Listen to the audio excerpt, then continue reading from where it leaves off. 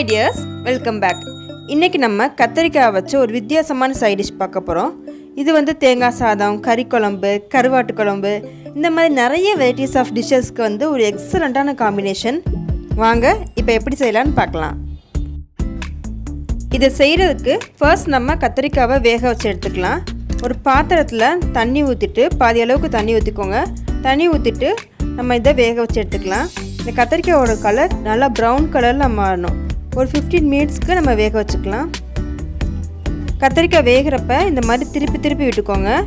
அப்போ தான் நமக்கு எல்லா பக்கமே ஒரே மாதிரி ஈவனாக வேகும்.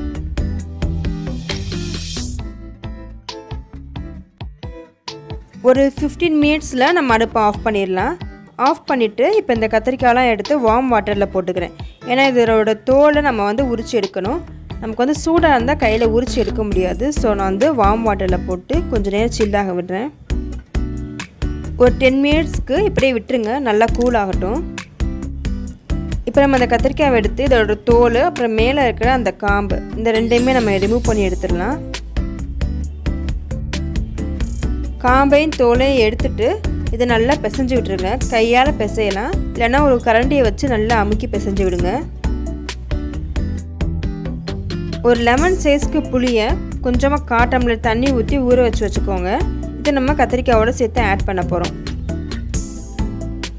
இந்த கத்திரிக்காயோட ஒரு கப் அளவுக்கு சின்ன வெங்காயம் நல்லா பொடியாக நறுக்கி வச்சுக்கோங்க. இதுக்கு நம்ம சின்ன வெங்காயம் தான் யூஸ் பண்ணணும். பெரிய வெங்காயம் யூஸ் பண்ணோம்னா டேஸ்ட் நல்லா இருக்காது. ரெண்டையும் ஒன்றா சேர்த்து நல்லா கலந்து விட்டுக்கலாம். அப்புறம் இது கூட 2 காஞ்ச மிளகாவை சுட்டு போடணும். இந்த வீடியோ எனக்கு மிஸ் ஆகிடுச்சு, நான் காஞ்ச மிளகாய் சுட்ட வீடியோ. 2 மிளகாவை தீயில காமிச்சு சுட்டு எடுத்து பிச்சு விட்டு இது கூட நம்ம சேர்த்துக்கணும். அந்த வீடியோவை நான் மிஸ் பண்ணிட்டேன். இது கூட 1/4 கப் அளவுக்கு தேங்காய் பால், நல்லா கட்டியான தேங்காய் பால் எடுத்து ஆட் பண்ணுங்கள். தலைப்பால் மட்டும் ஆட் பண்ணுங்கள், தண்ணியே சேர்த்துடக்கூடாது. நல்லா கட்டியாக எடுத்து தேங்காய் பால் ஆட் பண்ணிக்கோங்க. இந்த டிஷ்ஷுக்கு பேர் கத்தரிக்காய் சம்பல்னு சொல்லுவாங்க. நல்லா டேஸ்டியாக இருக்கும். நிறைய சாதத்தோடு நம்ம இதை சைட் டிஷ்ஷாக சாப்பிட்லாம். அப்புறம் இது கூட 2 பச்சை மிளகாவை உடச்சி சேர்த்துக்கோங்க. அப்புறம் நம்ம ஊற வச்ச புளி தண்ணி, நல்ல கெட்டியான புளி தண்ணியாக எடுத்து ஒன்றா சேர்த்து கலந்துக்கோங்க. அப்புறம் இது கூட தேவையான அளவு உப்பும் சேர்த்துக்கோங்க. புளிப்பு, உப்பு, காரம் எல்லாம் நல்லா சுள்ளுன்னு இருக்கணும். அப்போ தான் இது நல்லா டேஸ்டியாக இருக்கும். கடைசியாக இது கூட வந்து கொஞ்சம் கொத்தமல்லி இலையை கட் பண்ணிவிட்டு சேர்த்துக்கோங்க.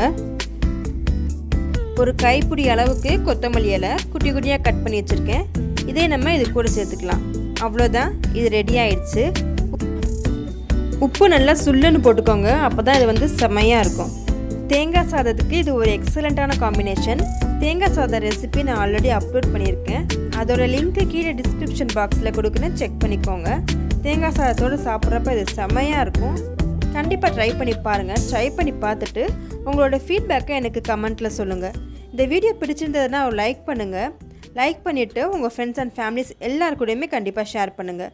உங்களுக்கு நம்ம சேனல் மாம்ஸ் மேஜிக் தமிழை புதுசாக பார்க்குற மாதிரி இருந்தால் சப்ஸ்கிரைப் பட்டன் கிளிக் பண்ணி நம்ம சேனலையும் சப்ஸ்கிரைப் பண்ணிக்கோங்க.